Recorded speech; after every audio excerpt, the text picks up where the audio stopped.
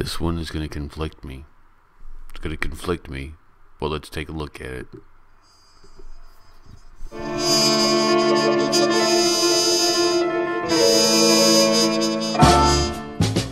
When I'm telling you an answer, you can't ask me another question. I have a different package here. I want to know how human you are, Sadhguru. I want to know whether you experience fear, and I would also like to know whether you have attachments. Can we start with the first? Let me finish this. This is not news hour, okay? When I'm telling you an answer, you can't ask me another question.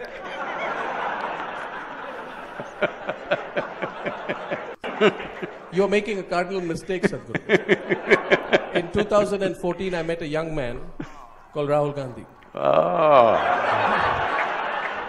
I don't know why anyone's laughing again. He too interrupted me like you did. I got back later.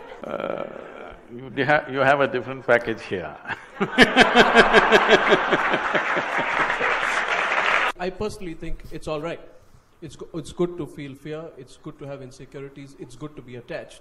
But what we are constantly told is to be guilty about fear, to be worried about expressing or being open about That's multiplying the problem. Now you have fear, now you have guilt. Sadhguru, I listen to you.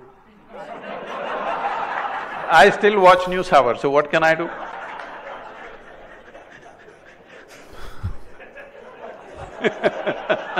This doesn't usually happen to me. Fear, insecurity, attachment and ego. These are the four things, Sadhguru, that we are told to get rid of. Over a period of time, we are told that as you grow older and you learn more in life, you must learn to give away all four. Pardon me? Who is your guru? Who's?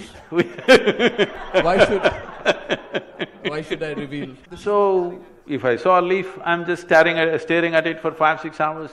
I sit up in my bed and I'm staring at the darkness for the entire night. My dear father, being a physician, thinks that I need psychiatric evaluation. You also beginning to think. Just take a walk in one of the villages, you will see 60% of the population, their skeletal system has not grown to full size. We are busy producing underdeveloped human beings. And you're talking about a great nation and fanciful ideas. This is not the time. I don't agree with you, Sadhguru. I don't think great nations are built out of economic well-being. Bit of polite disagreement with you. I'm not saying economic well-being.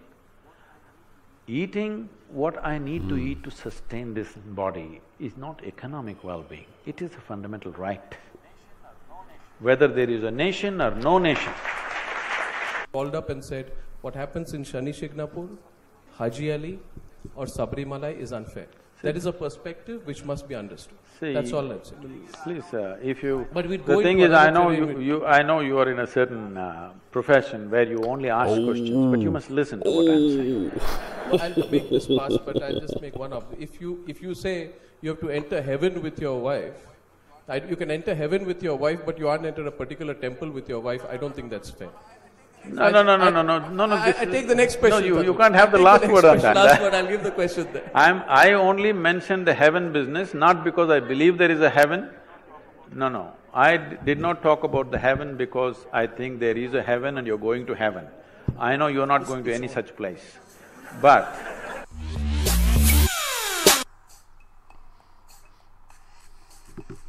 I will tell you the Christian perspective of heaven. Heaven is not a permanent place.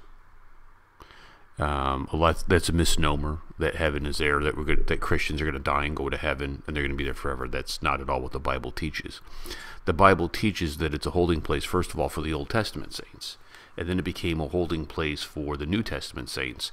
But the Bible teaches that Christ is going to come back and restore his kingdom, and heaven will come down with him. It'll be a new heaven and new earth. Kind of when you read the destruction of all evil that is written in Revelation, the destruction of world power, of what is evil, of ego, of fear, of violence, of disobedience. That kind of spirit is destroyed. The heavens and the earth are destroyed, and there's a new heaven, a new earth. Sounds a little bit like Shiva the Destroyer in a sense, in Kali, what I've managed to piece together of destroying evil, making new creation. Now, I think there are some parallels that you see in the Bible and that you see in Hinduism. At some points they intersect, and I find it interesting.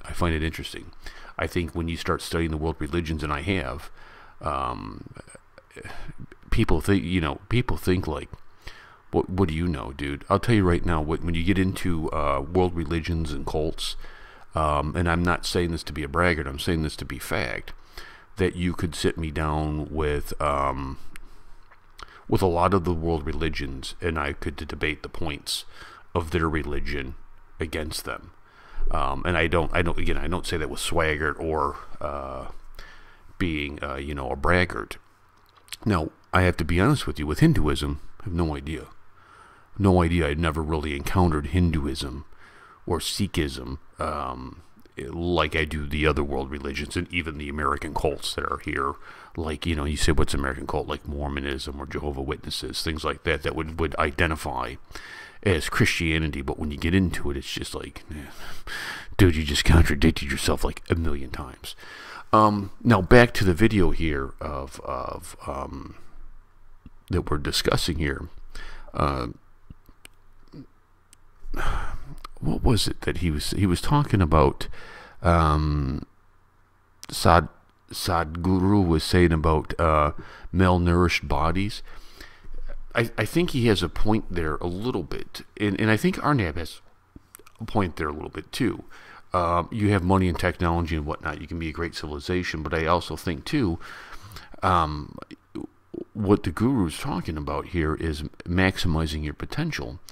And there are a lot of things, like when you see a lot of foreigners to the American sense of there's typically this stereotype that Americans are all fat and lazy and whatnot, and there's some truth to it, but the average American that's in shape or semi in shape is a lot bigger than like you see foreigners. Well, we have a large Mexican migration, I guess is the word here where I live, and they are typically smaller people, and a lot of it has to do with the nourishment. And I think the guru's onto something, because if you get the nourishment you need, the vitamins, the minerals, especially when you're getting your growth spurts and you become bigger, your brain becomes healthier. You're getting in the right amount of fats coming in for brain development. That only helps a nation, and it helps in a lot of different ways, I think. And so I thought he had a good point there. I liked Arnab's little swipe about heaven, and then he's going to jump off of it. Could just leave him hanging there. That was fun to watch. I was afraid they were going to be nasty with each other, because I like both men. And it's like, oh no, the parents are fighting. What am I going to do? Am I going to listen to mom or dad? No, parents don't fight. But I guess parents probably don't fight in India, huh? Probably not. That was a fun video, very fun video. A lot of good stuff in there. Outstanding. I liked it. I like learning about Hinduism. Like I said, I'm watching a lot of videos, and I know some of you guys are get really upset. Like, you're watching the wrong stuff. Hey, you don't know what you don't know. You know what I mean? All I'm doing is looking for stuff and finding it and gleaning, and it will piece itself together. We'll get to the bottom of it. And it's a world religion that I'm just not familiar with. And I find it fascinating. I find a lot of things fascinating. I find a lot of application in the characters in Hinduism. And, because it starts to seem to me we're how much of this is internal with Hinduism. That's kind of what strikes me. How much of this is taking the principles that are outlined in the stories and applying them to your life as a person. I think there's an application to that. I think that's where the yoga. Somebody made a comment. You say that in every video. I think. I do, because I don't want to presume. I don't want to say I know, because I don't know. I'm an ever-changing, rearranging life form. You know what I mean? I'm always processing information and recalculating. And I think that's important to do. Just to say I know is kind of arrogant.